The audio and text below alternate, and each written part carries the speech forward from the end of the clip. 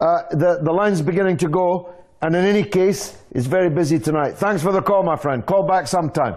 John is in England, in Sussex. Go ahead, John. Oh, good evening, George. It's very good. It's a pleasure to talk to you, my friend. And to you, sir. Go ahead. I donated £10 towards the documentary. It's coming out in a few weeks. You'll be very happy with it. George, I have the best news you're ever going to hear, my friend. Tell me. On Tony Blair and David Cameron. On the 1st of March, myself met Royal Air Force whistleblower by the name of Gordon Bowden and about 200 people from Facebook and other places. We took forensic evidence to the BBC on the biggest political scam in UK history, and the BBC are holding on to that information, and it's of national interest, George. Well, you better contact me, John. I would love to contact you, George, because you're the man that can get this fixed. Well, you can be sure of that. You have aroused my interest. So follow me on Twitter, and I'll follow you back, and we'll DM each other and make arrangements for me to... Thank you very much, George. You're a gentleman. God bless you. And to you, sir. God bless you. Well, that's a tantalizing possibility, isn't it? Now, here's what's happening.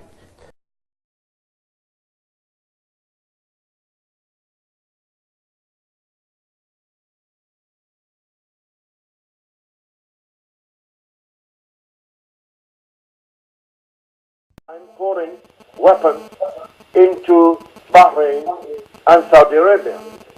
You really couldn't make it up. John is on the line. He's in Sussex in England. John, welcome. Oh, hello, George. It's a pleasure to speak to you, my friend. Thank you. Can you hear me? You're in, George? I can hear you, John. Yeah, go ahead. Okay, George.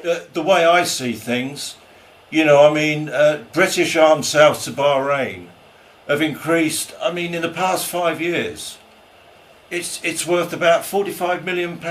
Now, you've got a situation in this country where for the last 40 years, the British taxpayers' money, instead of going into social services, it's being extracted into offshore accounts to fund these black projects, to put these British dictators in. Now, you know, we've presented forensic evidence to the BBC on this, of this massive fraud that's extracted trillions of pounds from the UK Treasury, and nothing's being done about it, George. Yeah, I remember you said that before. When are you going to send me something? Well, I did write to you, George, to 2 different addresses. Maybe you never received my emails. I don't know. I certainly didn't. Let me give you the best address now, which is george@galloway.global. If you send me the information, John, if it stands up, I promise you, I'll shout it from the rooftops. Thanks for the call. Thank you, George. Well, I mean, he hung up before I could say any more, but I've got it taped this end, folks. I'm going to publish this on YouTube. I'm going to, yeah, I'm sorry, it's the first time I've been nervous. This is my Facebook page. All my friends have been listening in, and I'm lost for words, but I'm going to edit this video and I'm going to post it on Facebook. And thank you to all my friends that were listening in. Now, you heard George Galloway promise that he was going to get to the bottom of this, and I think he will do. I don't think he has a choice. So anyway, I can't wait to get this edited. You take care, and I'll see you on Facebook.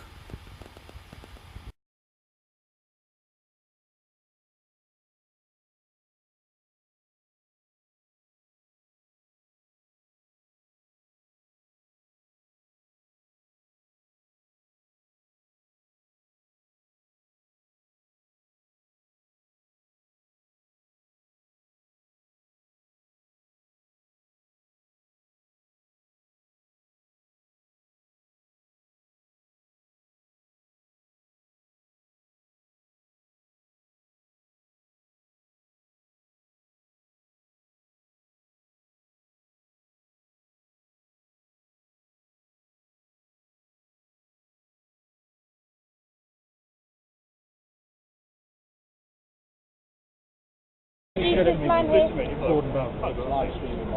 presented that in a chain of correspondence to various MPs in Derby North, Chris Williamson, Margaret Beckett, and then the Labour Party, Lib Dem Party.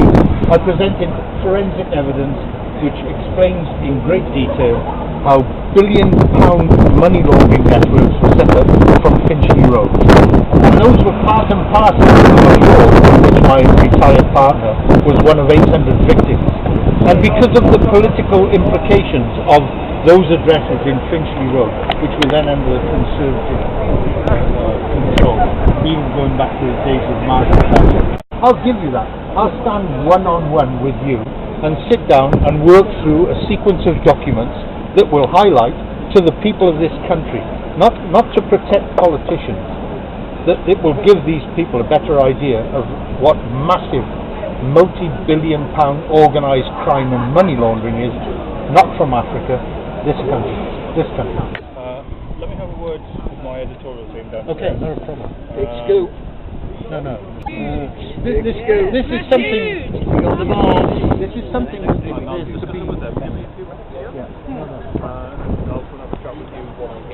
No, that's not a problem. I thank you very much for that. All right, not a problem at all. Okay.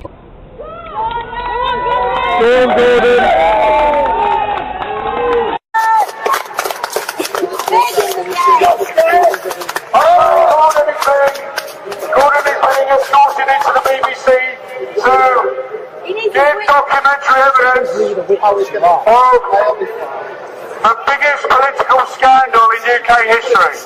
Okay, insider trading, money laundering. He spent 13 years of his life trying to expose the biggest fraud, money theft, and laundering syndicate in this country, where the assets from the British Treasury have been stolen and transferred into offshore accounts using fake oil, gas and mining companies registered at 788 790 Finchley Road.